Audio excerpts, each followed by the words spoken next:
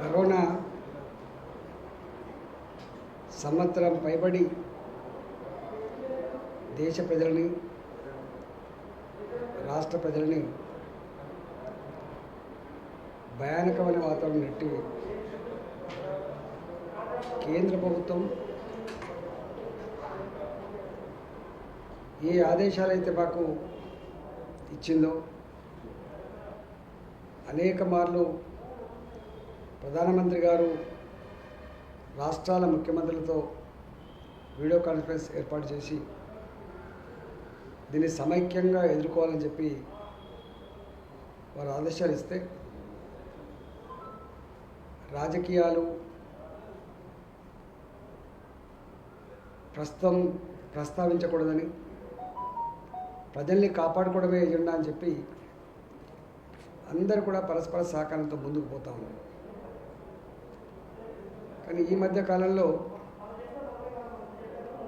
కేంద్ర ప్రభుత్వంలో ఉన్న పెద్దలు కావచ్చు, ఆ పార్టీకి సంబంధించిన నాయకులు కావచ్చు, మేమేదో ఇస్తున్నాం, రాష్ట్రాలు వాటిని వాడుకోవట్లేదు,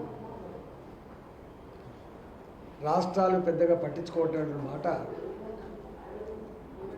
ఇది బాధ్యత రాహిత్యానికి సంబంధించిన మాట తప్ప బాధ్యతాయుతమైన మనుషులు మాట్లాడే మాటలు కాదు. కేంద్ర ప్రభుత్వం ఇప్పటి వరకు రాష్ట్రాలకు పెద్దగా ఒరగబెట్టింది లేదు. ఒక వ్యాక్సిన్ వాళ్ళ కంట్రోల్లో పెట్టుకున్నారు. అదేవిధంగా రెమ్డెసివిర్ ఇంజెక్షన్లు వాళ్ళ కంట్రోల్లో పెట్టుకున్నారు. ఆక్సిజన్ వాళ్ళ కంట్రోల్లో పెట్టుకున్నారు. ఏం చేయాలో నిర్దేశం కూడా వాళ్ళే ఇస్తూ ఉన్నారు. రాష్ట్రాల చేతిలో దాదాపు కొన్ని అసలే లేవు. కానీ రాష్ట్ర ప్రభుత్వాల వైఫల్యమని రాష్ట్రాలు నిందించేటువంటి దానికి ఒడిగట్టడం ఆ పార్టీకి అధికారంలో ఉన్న పెద్దలకి ఇది తగదని చెప్పి నేను మనవి చేస్తా ఉన్నా. ఇతరులను విమర్శించే ముందు మీరేం చేస్తున్నారో, మీ రాష్ట్రాలలో ఏం జరుగుతుందో ఒకసారి అవలోకనం చేసుకోండి. మీరు గత గొప్పోళ్ళే అయితే ఢిల్లీలో ఇవాళ జరుగుతున్నటువంటి మానవ వేదన, మీరు పాలిస్తున్నటువంటి రాష్ట్రాలను గుజరాత్ కావచ్చు, యూపీ కావచ్చు, మధ్యప్రదేశ్ కావచ్చు,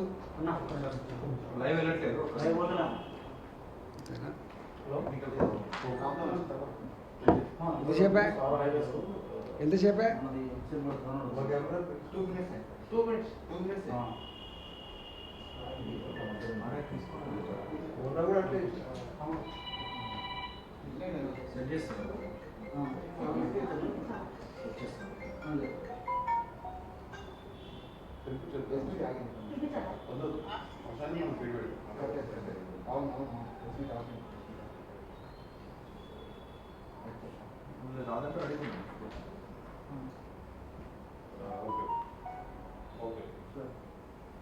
వచ్చిందా?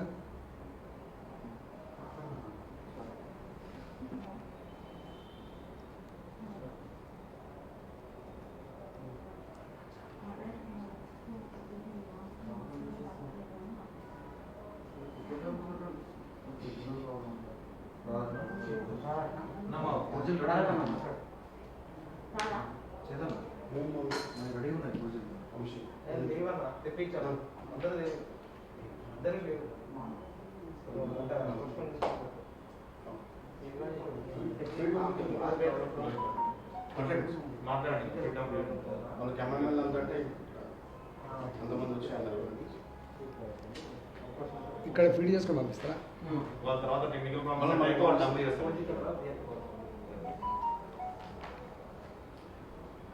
మీరు పాలించినటువంటి రాష్ట్రాలలో ఢిల్లీ కావచ్చు, యూపీ కావచ్చు, మధ్యప్రదేశ్ కావచ్చు, గుజరాత్ కావచ్చు, ఆక్సిజన్ లేక చనిపోతున్నట్టు, ప్రమాదాలు జరిగి చనిపోతున్నట్టు పట్టింపే లేనట్టుగా వార్తలు వస్తూ ఉన్నాయి. కానీ తెలంగాణ ప్రభుత్వం 4 రాష్ట్రాల పేషెంట్ ట్రీట్ చేస్తుంది ఇక్కడ. మహారాష్ట్ర, కర్ణాటక, ఛత్తీస్గఢ్, ఆంధ్రప్రదేశ్. ఇన్ని రాష్ట్రాల పేషెంట్లు వచ్చినప్పటికి కూడా ఎక్కడ ఎవరికి ఏ ఇబ్బంది కలగకుండా మా రాష్ట్ర ప్రజలతో సమానంగా ఆక్సిజన్ కొరత లేకుండా, మందుల కొరత లేకుండా, బెడ్ల కొరత లేకుండా కొంత చేయగలుగుతా ఉన్నాం.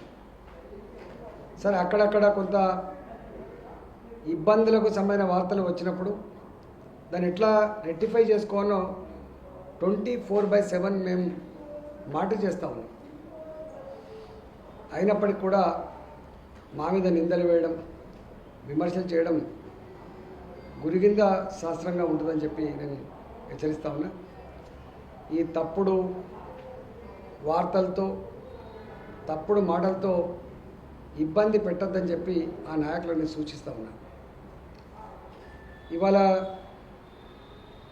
ఈ కరోనాలో 90% హోమ్ ఐసోలేషన్ కానీ ప్రభుత్వ పరంగా ఏర్పాటు చేసినటువంటి ఐసోలేషన్ సెంటర్లలో పేషెంట్ ఉన్నారు. పాపం ఒక్కొక్కసారి వాళ్ళు పట్టించుకోకపోవడం వల్ల, వాళ్ళకు సకాలంలో డాక్టర్ల సూచనలు కానీ సలహాలు రాకపోవడం వల్ల కొలాప్స్ అవుతూ ఉన్నారు, సీరియస్ అవుతూ ఉన్నారు. వాళ్ళు చక్కగా ఐసీయూలకు వెంటిలేటర్ మీద పోయేటువంటి ఆస్కారం ఉండదు. మధ్యలో ఏం టెస్టులు చేస్తలేరు. తెలంగాణ రాష్ట్ర ప్రభుత్వం తెలంగాణ డయాగ్నోస్టిక్ సెంటర్స్ మీకు తెలుసు.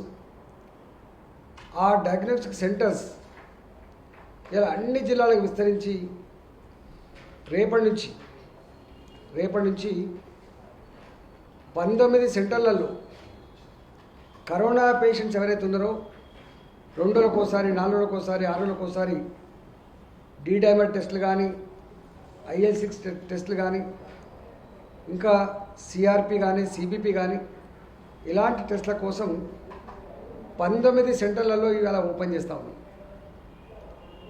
ఒక్కొక్క ల్యాబ్ దాదాపు ₹1 కోటి వర్త్తో కూడినటువంటి 19 సెంటర్ని ఓపెన్ చేస్తా ఉన్నాం.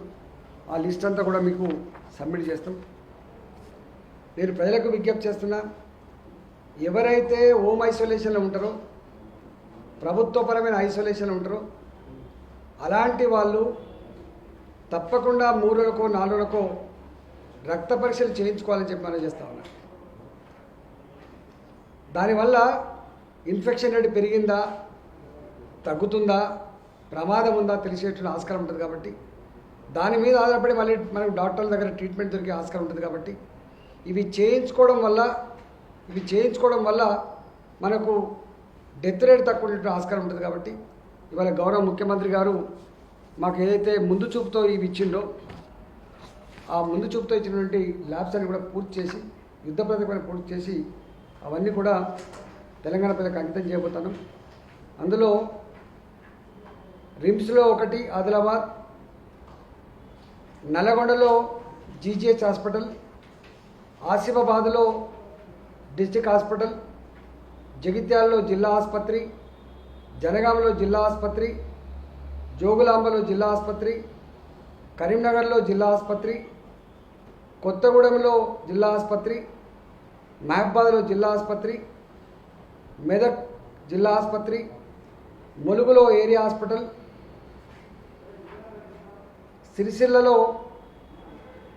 సిరిసిల్ల జిల్లా ఆసుపత్రి, సంగారెడ్డిలో జిల్లా ఆసుపత్రి, వికారాబాద్లో జిల్లా ఆసుపత్రి, అదేవిధంగా మహబూబ్ నగర్ జీజీహెచ్, నిజామాబాద్లో జీజీహెచ్.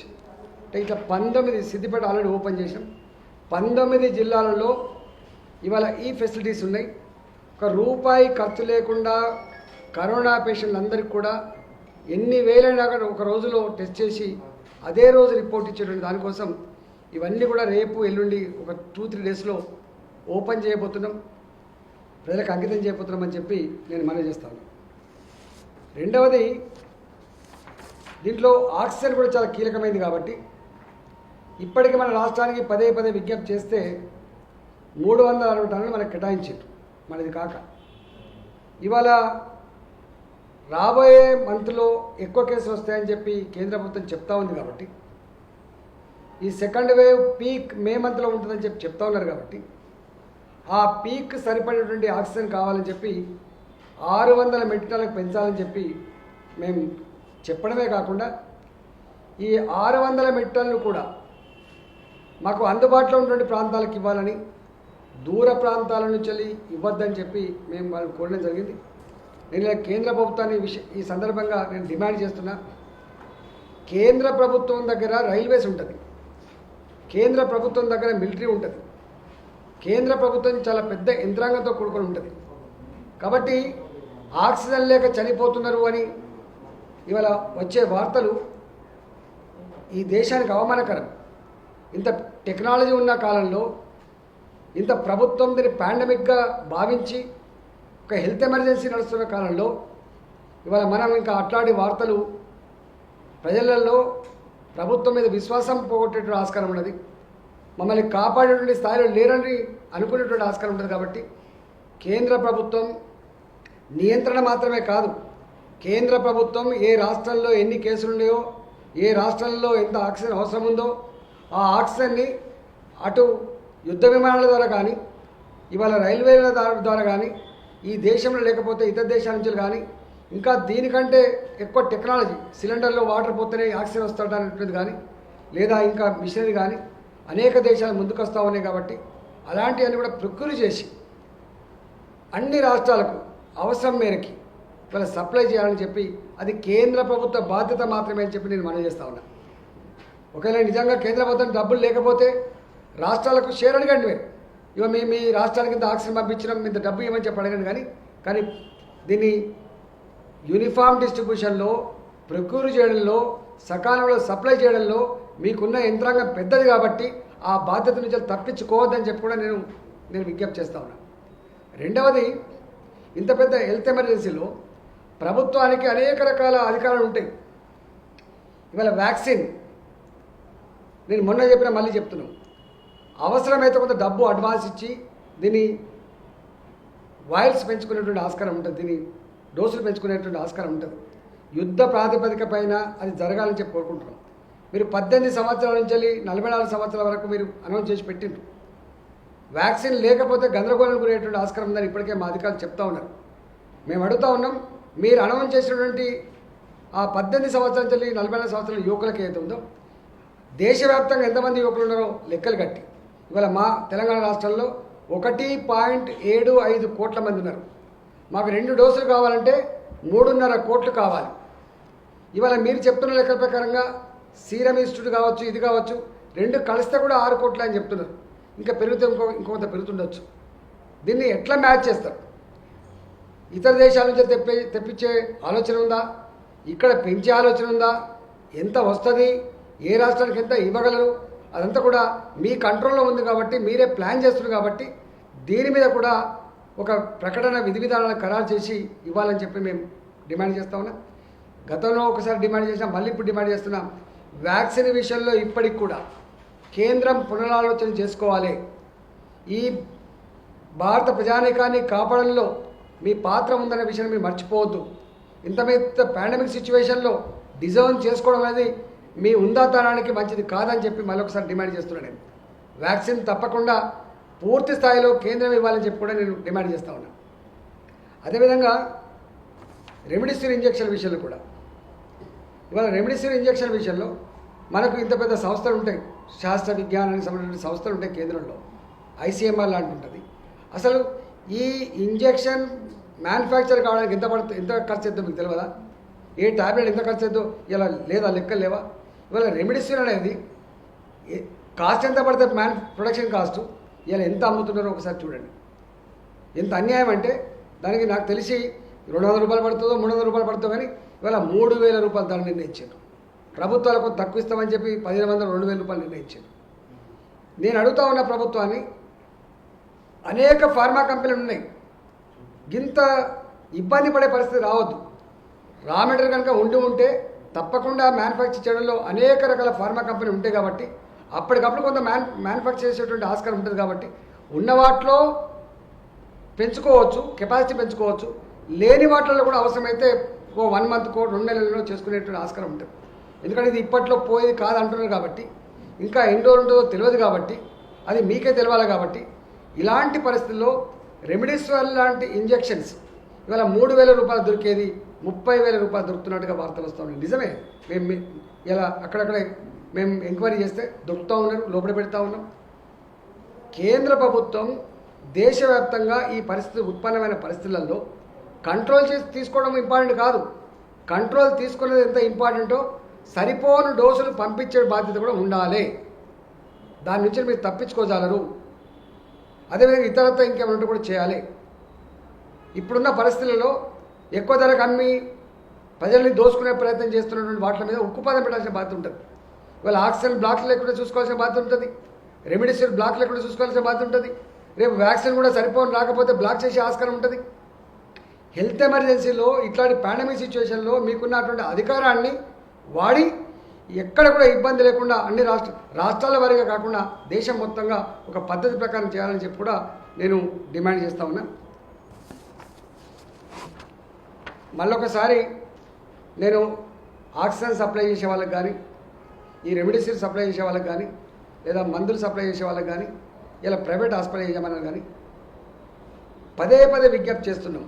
నేను ఇప్పుడు డబ్బులు సంపాదించుకునే సందర్భాలు లేవు. మనం సాటి మనిషిని ఆదుకునే సందర్భంలో ఎక్కడన్నా మీరు పెడచెవిన పెట్టి అదే పని కనుక చేస్తే తప్పకుండా చర్యలు తప్పవు అని హెచ్చరిస్తా ఉన్నా. రాష్ట్రం తరపున ఇస్తాను ఉచిత వ్యాక్సిన్ ఎట్లా ప్రక్రియ చేస్తారు? షార్టేజ్ అంటున్నారు. రాష్ట్ర ప్రభుత్వం నుంచి మాట్లాడుతూ ఉన్నాం. దాని అవైలబిలిటీని బట్టి మేము ప్లాన్ చేస్తాం. దీంట్లో టెక్నికల్ ఆస్పెక్ట్ ఏంటంటే ఒకసారి ఒక వ్యాక్సిన్ ఇచ్చిన తర్వాత ఒక కంపెనీ సెకండ్ వ్యాక్సిన్ కూడా అదే ఇవ్వాల్సి వస్తుంది. మనం ఆగమాగం పోయి చేస్తూ పోతుంటే మళ్ళీ సెకండ్ వ్యాక్సిన్ లేదు. ఇప్పుడు గదే జరిగింది. వాళ్ళు ఏమన్నారు, మాకు మీకు ఎంత అంటే పంపిస్తామని చెప్పిండ్రు. వాళ్ళు నమ్మి మేము ముందుకు పోయినాం. అక్కడక్కడ మన సెకండ్ డోస్ అందలేకపోయింది. కాబట్టి అట్లాంటి తప్పిదం జరగకుండా పగడబందీగా మాకు మొత్తం 3.5 కోట్ల మంది ప్రజలు 3.5 కోట్ల డోసులు ఏ ప్రకారంగా వస్తే చూసుకొని, ఏ కంపెనీ వ్యాక్సిన్ వస్తుందో చూసుకొని దాన్ని బట్టి ప్లాన్ చేస్తాం. రెమిడిసివిర్ ఇంజెక్షన్స్ బ్లాక్ మార్కెట్లో పెద్ద ఎత్తున అమ్ముతున్నారు సార్. ₹1,00,000 దాకా అమ్ముతున్నారు. అది దాని మీద అందా ఇప్పుడు కేంద్ర ప్రభుత్వం చేయాలి. నేను మళ్ళీ అంటున్నా, ఇది ఒక రాష్ట్రంలో ఉత్పన్నమైన పరిస్థితి కాదు. ఇది దేశంలో ఉన్నటువంటి సమస్య. ఇది రెమిడిసివిర్ అనేది ఇక్కడ ఎట్లయితే బ్లాక్ జరుగుతూ ఉందో ఢిల్లీలో కూడా బ్లాక్ జరుగుతూ ఉంది, ఇలా గుజరాత్లో కూడా బ్లాక్ జరుగుతూ ఉంది. దీని మీద ఒక నియంత్రణ అనేది కేంద్ర ప్రభుత్వం దగ్గర పెద్ద వ్యవస్థ. అది ఏదంటే అది చేసుకునే ఆస్కారం ఉంటుంది. లేదు ఇట్లా అవుతున్నప్పుడు ఏదైనా ప్రపంచంలో ఈ రెమిడిసివిర్ ఇక్కడ దొరికితే ఇంపోర్ట్ చేసుకోవాలి కదా, తెచ్చి ఇవ్వాలి కదా. డబ్బులు పెట్టేటువంటి ఆ ఉదార భావం నీకు లేకపోవచ్చు, అంత గొప్పతనం నీకు లేకపోవచ్చు, కానీ తెచ్చివ్వండి, మేము కొనుక్కుంటాం. ఇంపోర్ట్ డ్యూటీ తగ్గిస్తావా, ఇంకోటి చేస్తావా, ఇంకా లిబరలైజ్ చేస్తావా, అది నీ బాధ్యత కదా. ఈ వ్యాక్సిన్ పై క్లారిటీ ఎప్పట్లో వస్తుంది సార్? అంటే ఇప్పటికీ చాలా మంది వ్యాక్సినేషన్ సెంటర్ దగ్గర నిలబడి యాక్చువల్గా నిన్న మా డిహెచ్ గారు డిఎం గారు కొన్ని విషయాలు చెప్పిండ్రు. టెస్టింగ్ కిట్ల విషయంలో కూడా మనం చెప్పిన టెస్టింగ్ కిట్లు ఈ దేశంలో ఈ కరోనా కేసులు పెరిగిన తర్వాత ₹35 ఉన్న టెస్టింగ్ కిట్టు ₹80, ₹100 అమ్ముతున్నారు. ఎన్ని కంపెనీలు ఉన్నాయో మనకు తెలుసు. దాని మీద మీకు నియంత్రణ ఉండాలి కదా, దాన్ని హ్యాండ్ ఓవర్ చేసుకోవాలి కదా. ఒక రాష్ట్రం చేసే కాదు కదా. ఇప్పుడు ఆక్సిజన్ మీద నీకు నియంత్రణ ఉండాలి, రెమిడిసివిర్ మీద నీకు నియంత్రణ ఉండాలి, వ్యాక్సిన్ మీద నియంత్రణ ఉండాలి, మీరు చెప్తున్న దాని మీద కూడా నియంత్రణ ఉండాలి. కేంద్ర ప్రభుత్వం చేయాలి. ప్రపంచంలో అన్ని దేశాలు కూడా దేశాల పరంగా రియాక్ట్ అయింది తప్ప రాష్ట్రాల పరంగా రియాక్ట్ కాలే. అట్లయితే దాన్ని టాకిల్ చేసింది తప్ప ఇట్లా టాకిల్ చేయలే. వాటి మాటలు చెప్పడం కాదు కదా. నేను విమర్శ చేస్తున్నాను కానీ కేంద్ర ప్రభుత్వం సెకండ్ వ్యవస్థ అని చెప్పి హెచ్చరించింది, కానీ ఇంత తీవ్రంగా ఉంటుందని చెప్పి ఎవరైనా చెప్పిందా? ఒకవేళ తీవ్రంగా ఉంటే నువ్వు ఎక్స్పెక్ట్ చేస్తే నీకు ఆ సమాచారం కనుక ఉంటే ఇలా దేశవ్యాప్తంగా ఎలక్షన్లు పెట్టేవాళ్ళు కాదు కదా. మీరు కుంభమేళాలకు మీరు ఆ పర్మిషన్ ఎట్లా ఇస్తారు చెప్పండి? అంటే సెకండ్ వేవ్ యొక్క గ్రావిటీ ఏందో, తీవ్రత ఏందో మీకు తెలియదు. తెలిసి ఉంటే ఈ పని మరి చేసిన తప్పు అవుతుంది. ఇవాళ రాష్ట్రాలను తప్పడుతున్నారు మీరు. రాష్ట్రాలు ఎక్కడ హెచ్చరించారు మీరు? సెకండ్ వేవ్ వస్తా అని చెప్పింది తప్ప దాని గ్రావిటీ ఎట్లుంటుంది, ఎన్ని వేల కేసులు రాబోతూ ఉన్నాయి, ఎంతమందికి ఇది అవసరం ఉంటుంది అది అవసరం ఉంటుంది అని మీరు చెప్పిందా? చెప్పి ఉంటే మీరే ఇది అంతా ఆదేశాలు ఇచ్చి ఉండాలి కదా. రెమెడిసిన్ మ్యానుఫ్యాక్చరింగ్ కోసం, ఆక్సిజన్ మ్యానుఫ్యాక్చరింగ్ కోసం రాష్ట్రాలు ఎట్లయితే ఆలోచిస్తున్నాయో ఎక్కడ చూస్తే ₹1 ఎక్కువ ఇచ్చి తెచ్చుకుందాం అన్నట్టుగా దేశం కూడా అట్లా ఆలోచించే పరిస్థితి లేదు. దీని బాధ్యత వాళ్ళు కాదా? వ్యాక్సిన్ పంపిణీ విషయంలో గ్రామీణ ప్రాంతాల ప్రజలకు ఏ విధంగా వ్యాక్సిన్ ఇస్తారు, దాని మీద ఏమైనా కార్యక్రమం? మాకు రోజుకు 10 లక్షల డోసులు వ్యాక్సిన్ ఇచ్చేటువంటి కెపాసిటీ ఉంది మాది. బిగినింగ్లో మనం పెద్ద పెద్ద హాస్పిటల్లో ఇచ్చి ఆబ్జర్వేషన్లో పెట్టేవాళ్ళం, వాళ్ళకి రియాక్షన్స్ వస్తాయా చూసేవాళ్ళం. మనకి ఇప్పుడు అది లేదు. మీకు తెలిసి రియాక్షన్స్ చాలా తక్కువ, ఎక్కడో ప్రతి దాంట్లో కూడా రియాక్షన్స్. పెన్సిలిన్ ఇంజెక్షన్కి గిన్ని సంవత్సరాల తర్వాత కూడా పెన్సిలిన్ ఇచ్చి కూడా రియాక్షన్ వచ్చే వాళ్ళు ఉంటారు. కాబట్టి ఎక్కడో 0.5 1% ఉంటుండొచ్చు, కానీ మెజారిటీ లేదు. కాబట్టి ఇప్పుడు ఆ ఆబ్జర్వేషన్ సెంటర్లు, ఆ పాత పద్ధతులన్నీ ఇప్పుడు అవుట్డేటెడ్ అయిపోయినాయి. కాబట్టి ఎక్కడ దాకా ఇవ్వచ్చు? పిఎస్సి స్థాయి మాత్రమే కాకుండా సబ్ సెంటర్ల స్థాయిలో కూడా ఇచ్చుకునేటువంటి ఆస్కారం ఉంటుంది. ఇంకా మా ఏఎన్ఎంలు ప్రతి రోజు ఒక గ్రామానికి పోతూ ఉంటారు. వాళ్ళకి ఒక షెడ్యూల్ ఉంటుంది, నెలకు ఒక్కొక్క గ్రామాన్ని ఒకసారి టచ్ చేసేదానికి. గతంలో ఉన్న వ్యాక్సిన్స్ ఏవైతున్నాయో ఆ వ్యాక్సిన్స్ ఇచ్చేటువంటి డ్యూటీ వాళ్ళదే ఉంటుంది. అవసరమైతే మా ఏఎన్ఎంలు, మా ఆశా వర్కర్లు ఇవాళ గ్రామాల స్థాయి కూడా పోయి వేసేంత కెపాసిటీ ఉన్నది. కాబట్టి వ్యాక్సిన్ దొరకడం ఇంపార్టెంట్, కానీ దొరికిన తర్వాత వేసడానికి చాలా ఈజీ. ఎందుకంటే వ్యాక్సినేషన్లో మీకు తెలుసు తెలంగాణ దేశంలో 96%తో ప్రథమ స్థానంలో ఉంటుంది. సార్, ఎన్నికలు జరిగే చోట ఏమన్నా ప్రత్యేక చర్యలు తీసుకున్నారు సార్? యాక్చువల్గా మనది ఒక 4-5 మున్సిపాలిటీ చిన్నవి ఆల్రెడీ ప్రికాషన్స్ తీసుకున్నాం. అవన్నీ కూడా నిన్న election commission, state election commission ఆదేశాలు ఇచ్చింది. అవన్నీ కూడా మాస్కులు లేకుండా రావద్దని, అసలు విడివిడిగా ఉండాలని చెప్పిండ్రు. అవి ఆదేశాలు ఇచ్చింది. మేము కూడా ఒక 2-3 ఈ సందర్భంగా మాకు కొద్ది డిమాండ్స్ వస్తున్నాయి. ఒక 3 డిమాండ్స్. ఒకటి, వ్యాక్సినేషన్ టెస్టింగ్ ఒకటే పిఎస్సీలు జరుగుతున్నప్పుడు అంత కలిరములం అవుతుంది, క్రాస్ కంటామినేషన్ అవుతుందని చెప్పిండ్రు. దాన్ని మేము కొంత ఎట్లా దాన్ని ఎలిమినేట్ చేయాలో చూస్తూ ఉన్నాం. రెండోది ఏం డిమాండ్ వస్తుందంటే సీనియర్ సిటిజన్లకు కొంత ప్రయారిటీ ఇవ్వండి, వాళ్ళ లైన్లు వేరు పెట్టుండి, వీళ్ళతో ఉంటే మాకు కంటామినేట్ అవుతుందని చెప్పారు. సీనియర్ సిటిజన్ల యొక్క డిమాండ్లు కూడా, వాళ్ళ రిక్వెస్ట్ కూడా మేము ఎట్లా సార్ట్అవుట్ చేయాలో చూస్తాం. 2.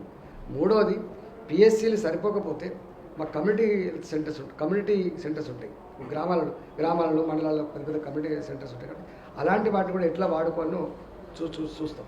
సార్, మీరు చెప్పిన మాటలు అంటే మొదటి నుంచి కేంద్ర ప్రభుత్వం ఏదైతే గైడ్లైన్స్ ఇస్తుందో ఆ గైడ్లైన్స్ను తూచా తప్పకుండా ఇక్కడ ఉన్నటువంటి గవర్నమెంట్ అమలు చేస్తూ ఉంది.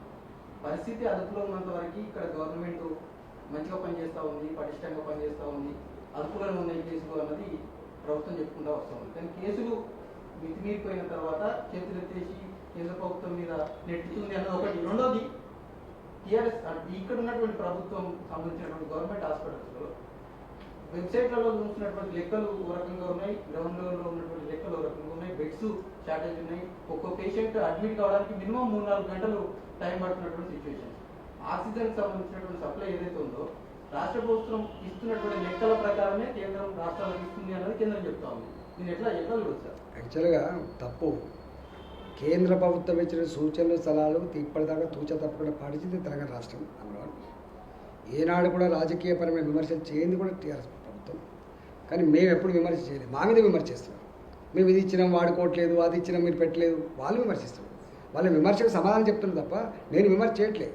గంత కుసంస్కారంగా లేము. మేము ఒకరి మీద నెట్టేసి మేము తప్పించుకుందాం లేము.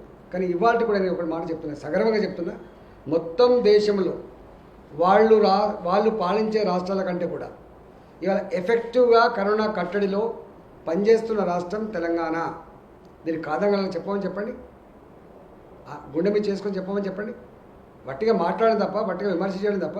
ఇవాటికి కూడా మీరు బయట రాష్ట్రాలు చూస్తలేరా? ఢిల్లీలో ఏం జరుగుతుందో, గుజరాత్లో ఏం జరుగుతుందో, మధ్యప్రదేశ్లో ఏం జరుగుతుందో. ఫుట్పాత్ల మీద శవాలను పెట్టి కాల్ చేస్తున్నారు. గత దయనీయ పరిస్థితులు లేవు మనం.